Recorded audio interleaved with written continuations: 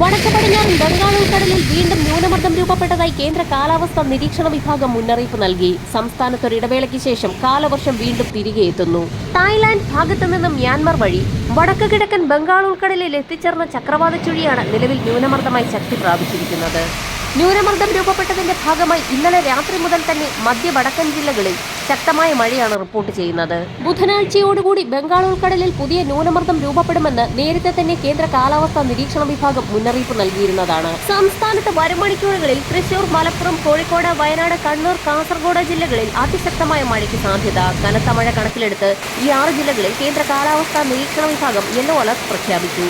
വ്യാഴാഴ്ച കോഴിക്കോട്, കണ്ണൂർ, കാസർഗോഡ് ജില്ലകളിൽ yellow alert പ്രഖ്യാപിച്ചിട്ടുണ്ട്. പുതിയതായി ന്യൂനമർദ്ദം രൂപപ്പെടുന്നതിന്റെ ഭാഗമായി സംസ്ഥാനത്ത് വീണ്ടും മഴ ശക്തി പ്രാപിച്ചു തുടങ്ങി.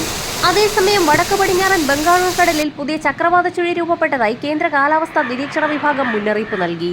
ന്യൂനമർദ്ദം രൂപപ്പെടുന്നതോടുകൂടി സംസ്ഥാനത്ത് നാളെ മുതൽ അതിശക്തമായ മഴയ്ക്കാണ് സാധ്യത. വരും ദിവസങ്ങളിൽ മധ്യ വടക്കൻ കേരളത്തിൽ മഴ കനക്കും. വരും മണിക്കൂറുകളിൽ കണ്ണൂർ, കാസർഗോഡ് ജില്ലകളിൽ അതിശക്തമായ മഴയ്ക്ക് സാധ്യത. പത്തനംതിട്ട, ആലപ്പുഴ, കോട്ടയം, എറണാകുളം, തൃശൂർ, മലപ്പുറം ജില്ലകളിൽ ഒറ്റപ്പെട്ടയിടങ്ങളിൽ ഇടത്തരം മഴയ്ക്കും മണിക്കൂറിൽ 50 കിലോമീറ്റർ വരെ വേഗതയിൽ ശക്തമായ കാറ്റിനും സാധ്യതയുണ്ട്.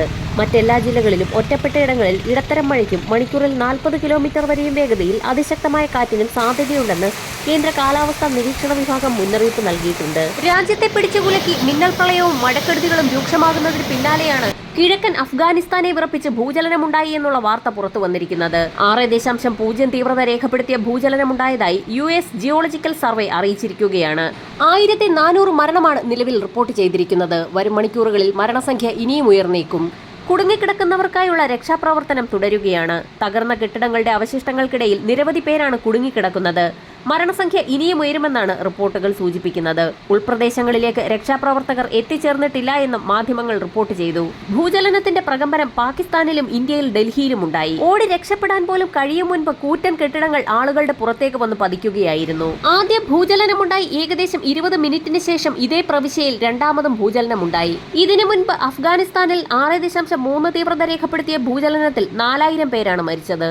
അതേസമയം കേരള, കർണാടക തീരങ്ങളിൽ ഇന്ന് 40 മുതൽ 50 കിലോമീറ്റർ വരെയും ചില അവസരങ്ങളിൽ 60 കിലോമീറ്റർ വരെയും വേഗതയിൽ അതിശക്തമായ കാറ്റിന് സാധ്യതയുണ്ട്.